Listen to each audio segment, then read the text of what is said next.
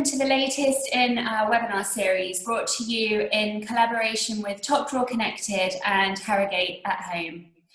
In an important week for UK retail, we're joined today by Kat McLennan, visual merchandising expert at Dr. Creative. Welcome, Kat. Thank you, Abigail. I'm just going to share my screen with everybody. Oh. There we go, and welcome, and thank you for taking the time to come and listen to the presentation, tips to maximise customer experience in your store as we come out of lockdown, as Abigail said, in this really important week. I also want to say a massive thanks to the Top Drawer Connected and Harrogate at Home teams for giving me the opportunity to speak to you all today. They've worked really hard to bring us all together virtually and share information, stories and experiences all together, which is so important in these new and unsettling times. So my name's Kat McLennan. I'm a visual merchandiser, and I work with brands to help them maximise their experience in the retail environment. And I do that across all channels of distribution, whether that's the physical store, online stores, pop-up stores and wholesale accounts. And now, more than ever, it's really important that all those channels do link together and create a cohesive experience for your customer. So I do that by working with brands to design window displays, plan store layouts, talk about and plan product assortments, define VM principles, and most importantly, train store teams so that they can implement and maintain retail standards. So I'm going to speak for about 30 minutes or so, and then we've got time for any questions you might have at the end. So if you put your questions into the chat of the Zoom system, Abigail will collate all the questions, and then we'll answer them all at the end. Also, I just wanted to let you know that the presentation that I'm about to show you will be available for you to download at the end. And again, Abigail and the team will share the link to that in the chat for you. And then I also just wanted to mention that most of the things that I'm going to talk through in the presentation are based on the government guidelines, and there's a very comprehensive document that the government have created for shops and small branches to work through. And if you haven't seen it, I'm sure most of you have, but if you haven't seen it and read it, again, the team are going to share the link to that document so that you can download it. And it's worth keep going back and checking that document, because they are updating it really frequently. I think the last update was the 14th of June. So things are continually changing, and we need to keep an eye out and check out for those things. There's also on the government website a really useful poster that you can download and put in your store window. And this indicates to customers that you've read the guidelines and done proper risk assessments and implemented social distancing and hygiene processes for customers and staff. I have noticed that a lot of retailers have put these in the window, and it's like a seal of approval, really, and it will make your customers feel confident about coming into the store. So that's in the link as well, so you can have a look and download that. So to take you through the presentation, the world of retail as we know it has changed rapidly and extensively over the last 3 months. We're slowly reopening, and some of the changes that we're implementing at the moment are going to be temporary, fingers crossed. So some things are going to be really temporary and probably ever changing depending on government guidelines and what happens with the virus. But some ways of shopping and how customers want to interact with the brand have changed completely forever, I believe, and they will stick. in fact, all the trends in retail that were evolving before the pandemic are still really relevant. They've just been accelerated massively by what's happened. New ways of working have been forced onto retailers in order for them to survive. And brands that are able to flex and move quickly, which tends to be smaller independent businesses, are the ones that are going to win in this moment in time, because they're able to be agile, make changes quickly, and assess a situation and hit the ground running. Other trends that have accelerated throughout this time have been consumers are going to seek out businesses that really authentically align with their own personal values. I think people are really aware of brands that maybe haven't treated their employees fairly or very well during out this whole process, and everyone's very conscious about being kind and helpful to others. So this will continue and be really important. Also, I believe there's going to be more consumer demand for a sustainable way of living. So really making thoughtful purchases, and also buying and sharing second-hand items is going to become quite important as well, I believe. So it's really interesting and useful just to be aware of these shifts in how we're all thinking. And customers also, when they have got money to make a purchase, are going to be thinking about buying things either for their home or things that they can wear at home that make them feel comfortable. We have been inside for the last 3 months, and that's not going to massively change for a while. So we're really conscious about our environment and want to make that feel really nice. There's a huge opportunity for homewares and comfortable clothes, and anything to do with the home is going to be an important trend.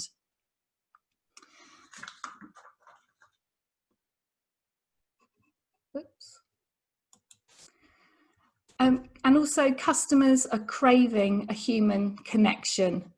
There's still a really understandable nervousness about going out into the world, but after 3 months of lockdown, we're desperate for some human connection, to chat with people that are not our family and friends, and are not on the phone or through the computer. We want to have some face-to-face connection with people. So that is really important. And what's quite exciting is realizing how important to us this feeling of working towards getting to some kind of normal is.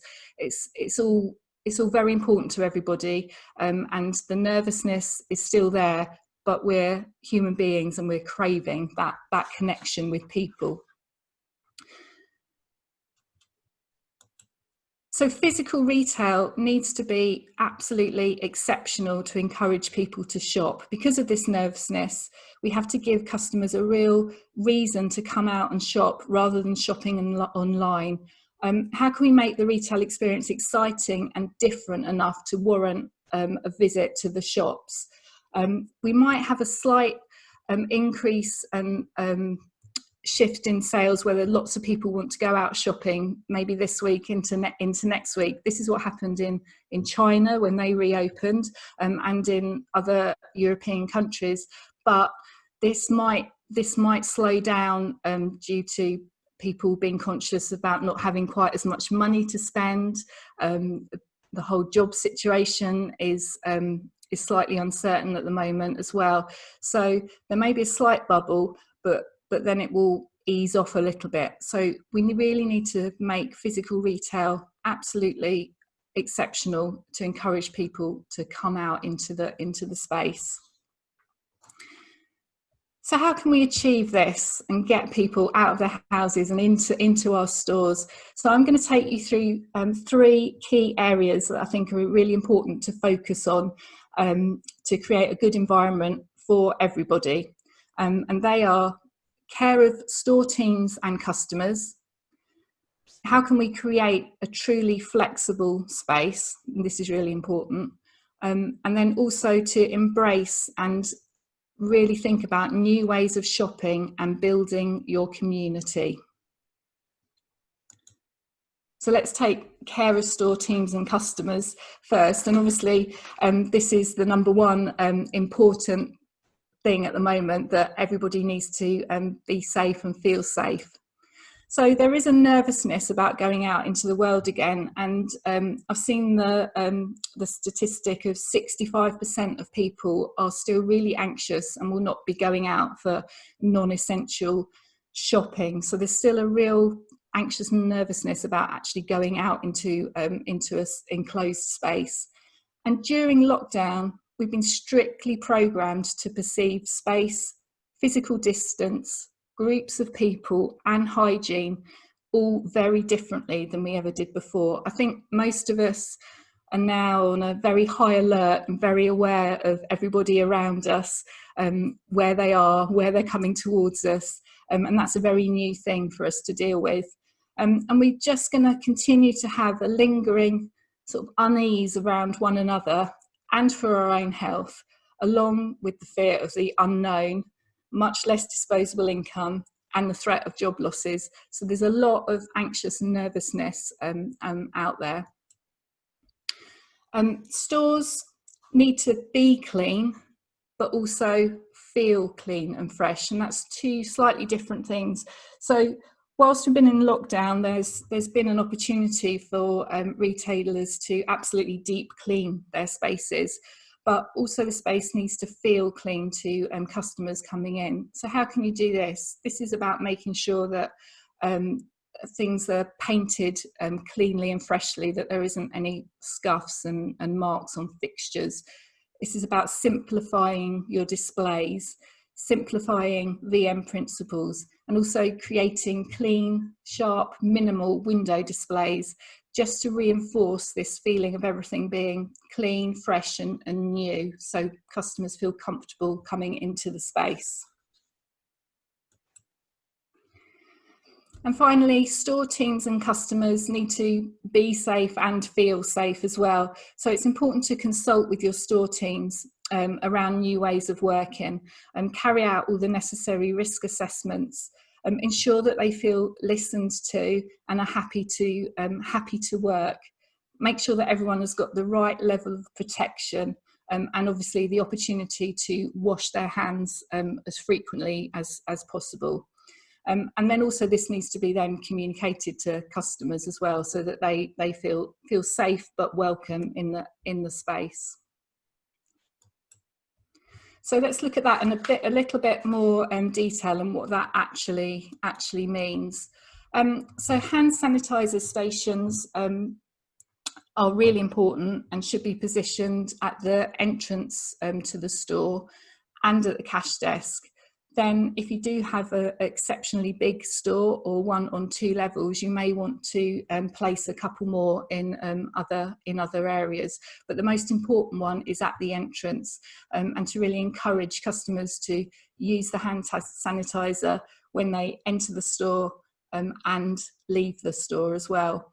And I think it's important to note here that I think this is something that is going to be around for a long time. So I think it's worth investing in a really nice station for this, and not just have a pump dispenser on a shelf or on a table next to the door. There are quite a lot of really nicely designed off-the-shelf options for this that you can brand with your own branding, or have already got some nice graphics on them, but it just, again, it adds to this feeling of cleanness and hygiene to have a proper sanitizer station at the door. Face masks and gloves. In the government guidelines, these are not mandatory to wear in a store, and that may well change. It might change, but at the moment it's not mandatory. But obviously, if your store team want to wear a mask, that is something that absolutely should happen, and you should offer your staff the proper disposable masks that they can use throughout the day. And again, these can be offered to customers if you wanted to as they come in. The same with gloves. not mandatory, but some people might feel more comfortable wearing them. Although if hand sanitizer is used and hand washing is followed, that it should, should be fine really. But obviously if people really want to wear gloves, then that's something they definitely can do, and you can provide. Cleaning through the day of high traffic areas. Now obviously you would do your regular clean at the beginning or end of the day, however you manage that, but we have got a bit of a phobia now of touching things that everyone else has touched. That might be door handles or screens, credit card readers, pin code pads, so anything like that needs to be continually cleaned throughout the day, or even after every transaction at the cash desk. So this is a new thing for your store teams to manage, but definitely should be implemented. Perspex screens at the cash desk. Now lots of retailers have implemented these, and again they're really important because the payment part of the customer journey is the one part where you may well be absolutely face to face with a customer, and also it might be harder to maintain the 2 metre distance rule at this point, so it's important to have this barrier between you and the customers.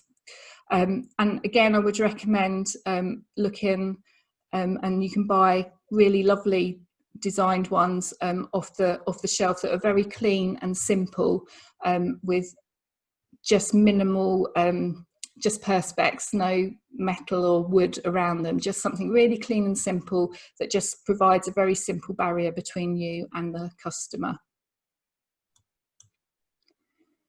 Fitting rooms, the government advice currently is not to use fitting rooms as it's quite difficult to maintain the hygiene part of that, so cleaning, and also people wearing clothes. So if you sell clothes, how do you manage this if people can't try it on?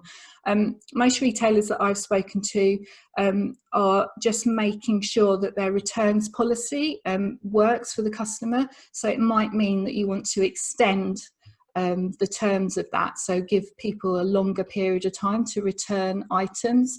Maybe they buy 2, one of each size, and know that they're going to bring one back, but give them enough time to do that. And then returned goods should be quarantined for 72 hours. So hung on a rail somewhere out of the way from everybody else. And then after 72 hours, they can be placed back on the shop floor. And finally, in this section is your store teams. So as I said, it's really important to complete those risk assessments, consult and train with your staff to make sure that they're really happy with everything. There's so many things that you can consider for this. You might want to have staggered starting times for people so that they don't have to travel into work at peak times on public transport. If you've got a large team in store, maybe they can work in designated groups, so the same people always work together. And really clearly communicate to your teams that they shouldn't come to work if they're not feeling well, or if someone in their household is ill or self-isolating. So that means you might need to manage sickness or leave quite unexpectedly. So it's just to be aware of all these things and to keep communicating with everybody. So the next part to focus on is creating a truly flexible space. So what do we need to do here? So what we need to do here is assess the maximum number of staff and customers that can be in your store at any one time. And in a moment, I'll talk you through a way of looking at that and working that out. Need to control the customer journey. So we need to be really controlled about where the customer goes and how they travel through the space and where they interact with your brand along the way. And also we need to implement clear, straightforward visual merchandising principles. let's have a look at that in more detail. So to work out the number of people that you should have in a store at any one time, there isn't actually a formal formula to work this out, because it really does depend on the shape of your store.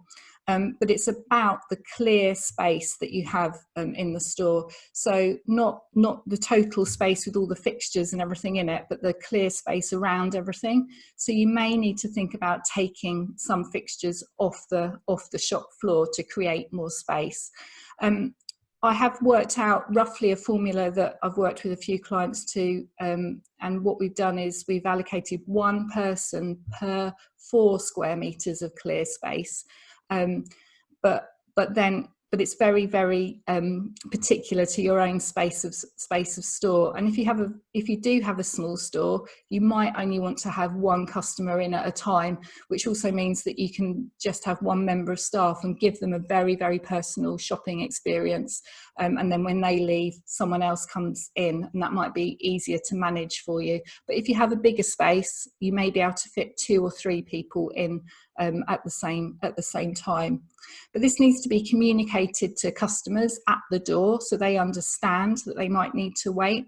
And then you might want to implement some sort of queuing system, which I'm sure we've all seen, in the supermarkets and in B&Q and places, and any store along the high street. But to help people stand in the right place to wait to come into your store. Maybe you can consider having some sort of one-way system in your retail space. This works in narrow stores really quite well, and you can communicate that by putting arrows on the shop floor, and your customers and the store team should adhere to that one-way system, so they can travel up one way and come back down the store the other way. It will just really help people know where they should be, and also not bump into each other unexpectedly.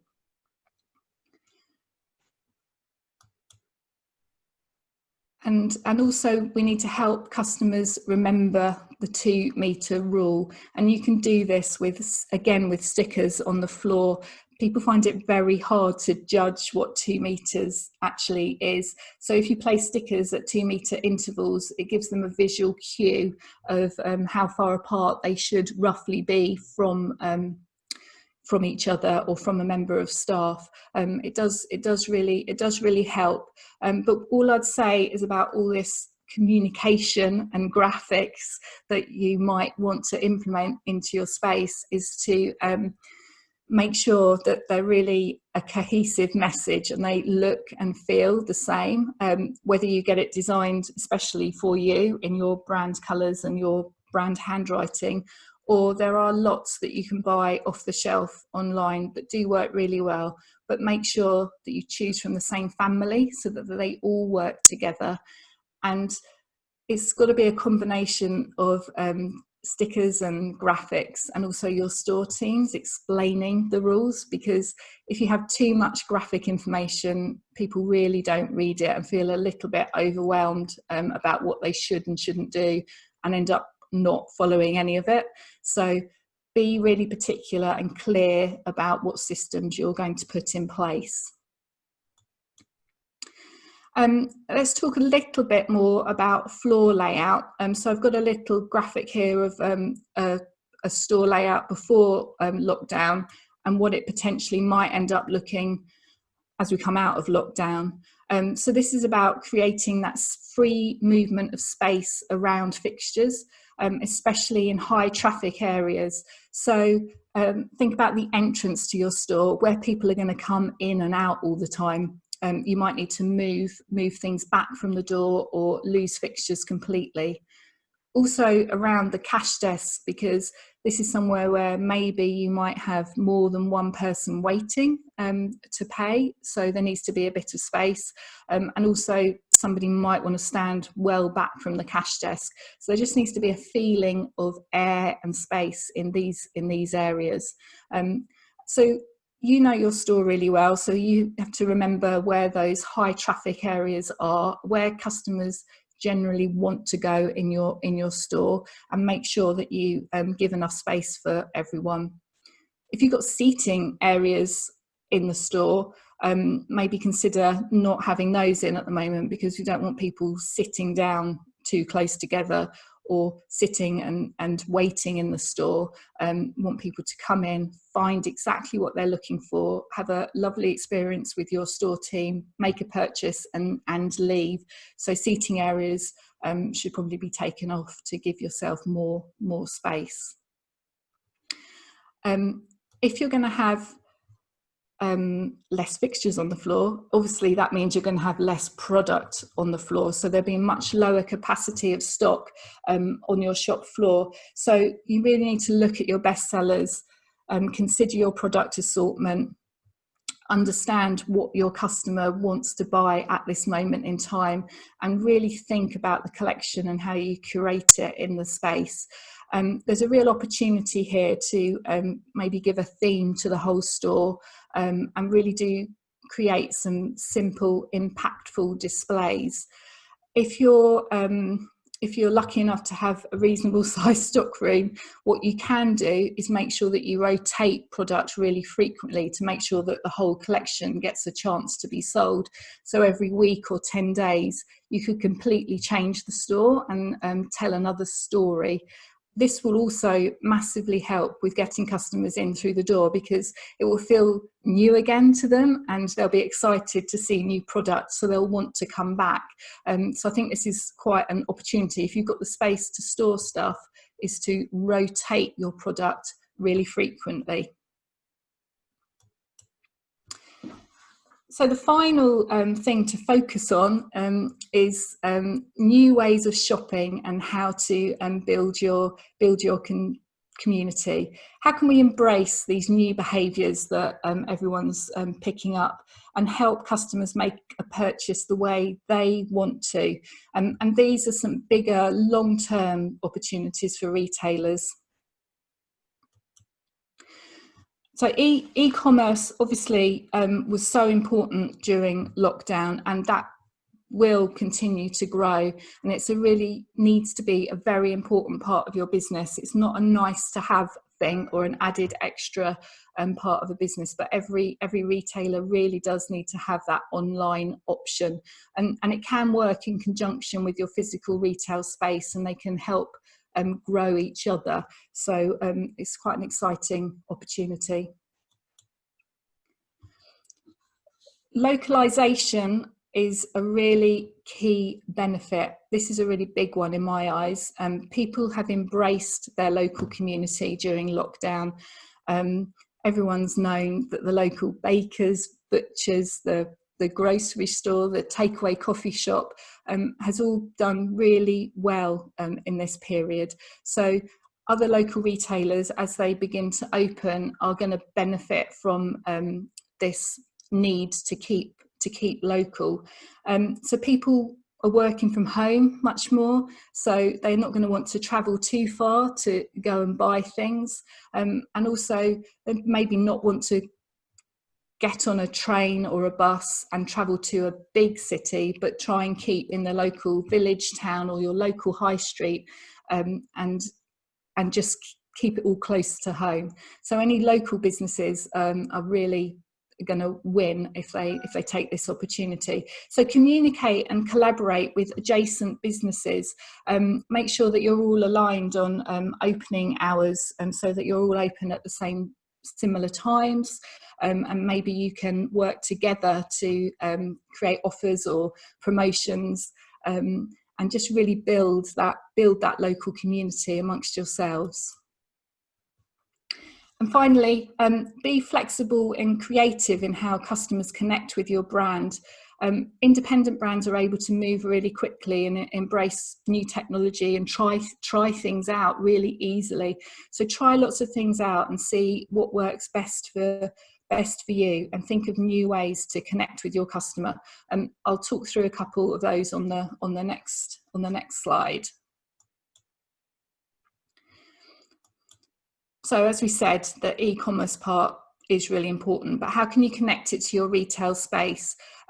Make sure that if you haven't got something in stock in store, that your customer can maybe order it online with you there and then receive it at a later date.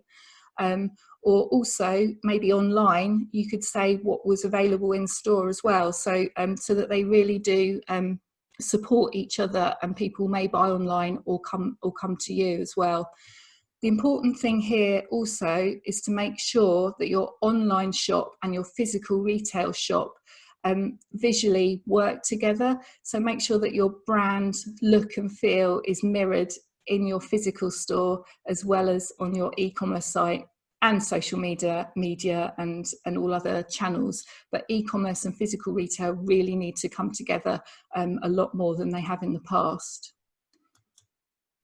Click and collect is a huge opportunity, and if you can set up easy to use click and collect stations, that can work brilliantly. Customer orders at home and then comes in and just picks up the shopping and leaves again. Doesn't have to hang around in the store, gets what they want, and also gets a little interaction with you as well. You could also consider curbside collection. That's something that some retailers are doing. So again, the customer orders online, you package it up, then they call you when they're outside the store, and someone comes out and passes the bag to them directly. So there's no need for the customer to set foot in the store. So all these things need to be promoted and talked about with your customers so that they understand that that's on offer and might try out a new way of shopping with you. Contactless payment, this is something that should obviously be available to everyone and be the preferred method of payment. And you may even want to consider becoming completely cashless, so that your store teams and customers don't have to pass paper money or coins between them. And I think that actually that might be the future, that we will use much less cash. I mean, I don't think I have drawn any actual cash out of the cash point for, I don't know, about at least a month, and everything I've bought has been through contactless payments. Offer emailable receipts to customers. Again, this helps that you don't have to pass things between each other, and it's also an opportunity to ask your customer to sign up to maybe your mailing list or to gather information about them. Obviously, they may have to put in their email address the first time into an iPad or however you want to do it. But I think if they keep coming back to you, offering emailable receipts is a really good thing. And also it helps you log who's bought what, and you can use that information to really understand your customer and offer them a personal service, so you know exactly what they love to buy. And then if you get some new item in that you know they would like, you could call them up and say, we've got this lovely range in, I think you'd love it, come and see it. Again, it's just a new way of connecting with people and giving them exactly what they want. Flexible delivery options. So think about maybe offering free local delivery or really immediate quick local delivery would be good. And also gift wrapping services and curated options for customers, whether that's gifts or care packages for people. Give lots of options for people in how they buy and how they can send things out to friends, family, or a gift to themselves even. Shopping by appointment. Again, this is going to be something that a lot of retailers are going to embrace. It was something that designer brands have done for a long time, but I think lots of people are going to offer this so that customers that feel uncomfortable about being in a space with lots of people can go online, book an appointment, and know they're going to have 30 minutes one-to-one service with a member of your store team in the store on their own, nobody else, no fear of anybody else coming into the space, and get shown around the collection and explained everything to them very personally. So really consider shopping by appointment. I think it's a big opportunity. Embrace all the social media options that are out there, and again, link them back to your physical store. So you could offer virtual consultations, through Facebook Lives or FaceTime things one-to-one, so that a customer can be shown around the store with a member of your store team and shown all the products and then make a purchase online there and then. Or you could even live stream actual events. So you could show groups of people new collection in store, or you might want to talk about some styling tips or how-to tutorials. Get everyone together in one space, whether that's through Instagram or Facebook, and connect everyone together in your physical store. And finally, look at flexible opening hours. As I said, talk to surrounding businesses. You might come to a way of working where you know that you don't need to be open first thing in the morning. You might not need to be open at lunchtime. I don't know. It's different in lots of different areas, but you might need to be flexible if you're going to do shopping by appointments, and that might be an afternoon a week. So look at those opening hours and see when it's best and more profitable for you to be open. And the important thing here is to make sure that that is communicated to customers. So in your store window to have the times there, and also online to have the correct time showing, so that customers don't turn up and you're shut. So those are a few new ways of shopping and ways of building your community.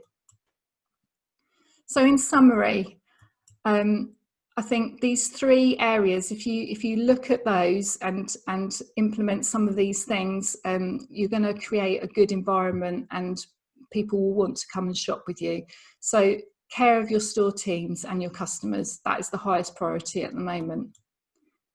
Creating a truly flexible space. So this is an ever-moving feast that you can flex up and down and create space for events, create space for new collections, but really think of your store as a stage almost that you can move round and change really frequently. And finally, embrace new ways of shopping and building your community. Try some things out, try some new things, see what connects with your tribe the best way, and then build on that. I think it's really exciting times for everybody out there, even though it's a bit uncertain and ever changing. I think it's exciting to see what's going to happen, and I'm really fascinated to know how everyone's going to develop over this period of time. So thank you for listening, and in a moment I'm going to hand back to Abigail, and we'll go through your questions, but please do get in contact with me if you want to find out anything else or discuss anything specific to your retail space. I'll just be really interested to understand how things are working for you and help if I can. So thank you, and over to you, Abigail. Thank you, Kat. That was brilliant and insightful as always. So we've got a number of questions. So we'll make a start. So Elaine Edwards has asked, are the guidelines UK-wide, or do they also relate to Scotland? No, I think those ones are, it's not the whole of the UK, and Scotland is slightly different, because I believe that they haven't opened non-essential retail yet. So, but check on the government website, because it will say. But I think those guidelines specifically are not for the total of the UK. Okay, great. We put the link upon the chat earlier, so hopefully you can see that, Elaine. Another question was, where can we get own branded sanitizers? Any ideas? Yeah, there are quite a few companies have started making them. I can give a few links to people if you get in contact with me, I can give you some links to people. But there are some people that do completely off the shelf ones that are very plain or have a generic graphic on, or you can specify your own branding. And I really think it is worth investing in those, because they just look very smart and much easier to use than a pump dispenser on a shelf by the door.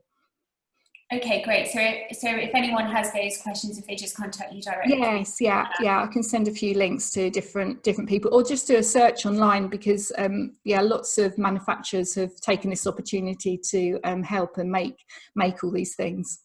Okay, great. Next question. So, how effective is steaming clothes after customers have tried them on? Yeah, that's a very good question.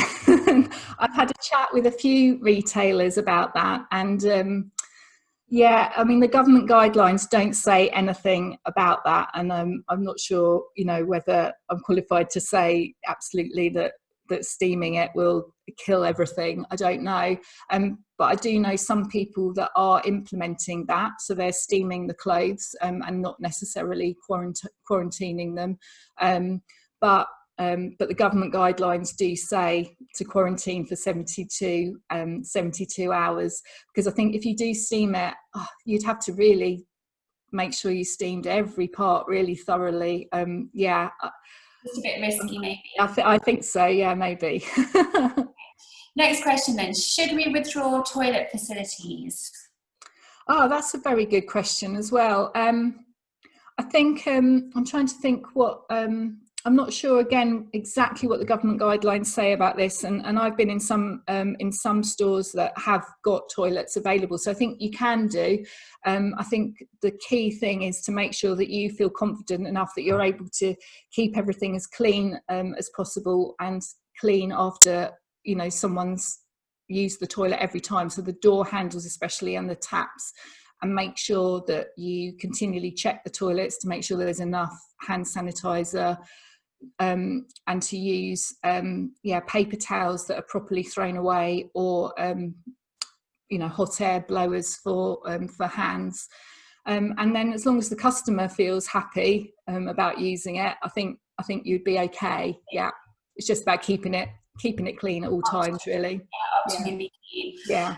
Okay, so a few people have asked this one, so in various ways. So do I need to note what items customers have touched and go around after them cleaning up, after they've browsed or bought and left? Yeah, I don't know if that is, if everyone's using the hand sanitizer when they come in and when they leave, and as long as your store teams are washing their hands properly, I personally think that that you shouldn't have to do that. It's only areas where people are constantly touching, so the cash desk is an important one, or the door handle to the door if you haven't got that open.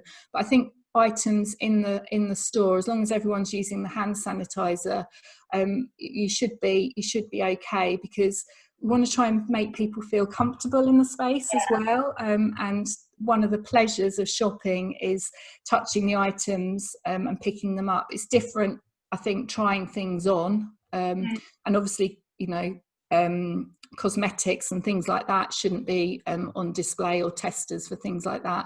But I think picking up items and putting them back down again should be allowed, because otherwise it feels like a museum, and not the shopping experience, is it? Should it be allowed but discouraged, or not? I mean you don't want someone coming in and absolutely touching every item in your store and moving it around, and I do know that some of the big retailers do have notices and things that are discouraging people to touch something unless they want to buy it. But I sort of think you need to touch it to know if you're going to buy it as well. I just had another couple of questions about this. So should we be quarantining the products? Obviously we've talked through that. And Mary at Finca El Monte, which sounds like a wonderful shop, has a range of rugs and soft furnishings and no space to move anything to quarantine. What do you suggest for cleaning? Or would a do not touch be sufficient? Yeah, I think maybe in that situation, if you can't quarantine stuff, then that maybe a do not touch, or I do know, I think, I don't know if it's John Lewis, I think, are like on sofas and chairs and things, providing a covering that you just put down on the seat so people can still sit on things, and then they get rid of the, I think it's paper, it's like a piece of paper they put down, so that's an option, but yeah, maybe if it's something big that you definitely can't clean or quarantine, yeah, maybe do not touch. It's just a really hard balance to to make, because yeah, people are very nervous anyway and don't want to do anything wrong as well, and so it's hard to get the balance absolutely right. So I think it's about talking to the customer as well, and if they know the risk of it and you know the risk, then it should be okay. Harriet's actually just come online and said that we're making sure all prices are visible, so customers don't need to pick up items. Yes. And we don't have testers out for candles, but some open candles out so that people can still smell them. I guess it's just a case of feeling your way, isn't it? Exactly, yeah. But I think that's a really good point from was it Harriet? Did you say to have the prices like really clearly on display? So not that you have to pick something up to see the price underneath, but to have it adjacent to the product. I think that will really help. That's a really good point. Thank you for that. Yeah. Okay, so how do we encourage customers to use face masks? Or I guess that's part of a wider education piece around. And I mean, you can offer, obviously, you can have them at the door and offer them to customers. It's not actually mandatory for people to wear them in shops, but as I said, that may change, because at the moment, on trains and public transport, it's now mandatory, and there is some discussion about enclosed spaces, and if your store teams are wearing them, and you offer it to a customer when they come in, they may well just take one and use one anyway, and I think that point at the door is really important. It's a really big opportunity, so if you have someone to welcome the customer in, I'm not sure if I mentioned this in the presentation, but I meant to, is that you can have that chat with them there and then. So talk about the hand sanitizer, offer them a face mask if they want, and also ask them what they're interested to buy that day, because then what you can do is you can point them in exactly the right direction for the product immediately, so they're not wandering around and touching everything to find what they want, and you've had that conversation already and the service has already started before they've even stepped into the door. But absolutely have face masks to offer them. You can't force someone to wear one, but you can definitely encourage them by wearing one yourself and offering it to them. Just before we move on to our final question, we've just had Faye online just talking about the route to product, etc. So do you have any advice for simplifying displays? Should there be a certain amount of space between products on shelves or tabletops? We have lots of small items of display currently.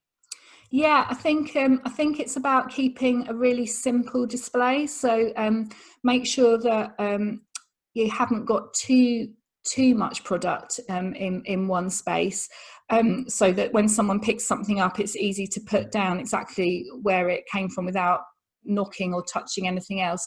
But also from a storytelling perspective, I think it's an opportunity to be really clear in that. So it might mean smaller stories, but things that absolutely go together and work together, and then leave clear space around that. So on shelves you might have a group of things reasonably closely merchandised, and then maybe a bit of a gap, and then your next story, so that customer can understand and see all the different product types really easily. That will really help them find what they're looking for, or see everything that you've got to offer. So I think it's about playing around with that, because it needs to visually look good and obviously work commercially, but you're definitely going to have less product in your stores at the moment, I think. Okay, great advice. Okay, final question. So Andrea Fletcher is asking, if you're a startup, should you at this point be considering only online shopping instead of opening a bricks and mortar? What, a brand new store, not open yet? Oh, that's an interesting question. Really, a really good one. I think the online part of anyone's business is really important, so that should be really developed. But I actually think right now, I mean, it's so uncertain. Nobody really knows exactly what's going to happen. But I think if you're in the right location, I think it's quite a good time maybe to open up, but it's all about where you are and who you're adjacent to, Yeah.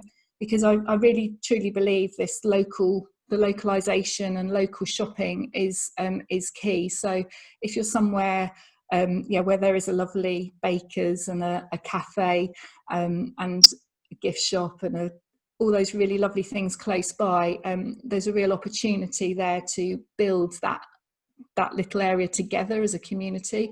But if you want to be in a city centre, maybe now is not quite the right time until more people go back to work in offices, if they ever do, or it's easier to travel on public transport, because I really think that big city centres are going to suffer a little bit, and the local shops are going to be the ones that win. Yeah, brilliant. Okay, that was our final question. Thank you. Okay. So thanks everybody for joining us and for your questions.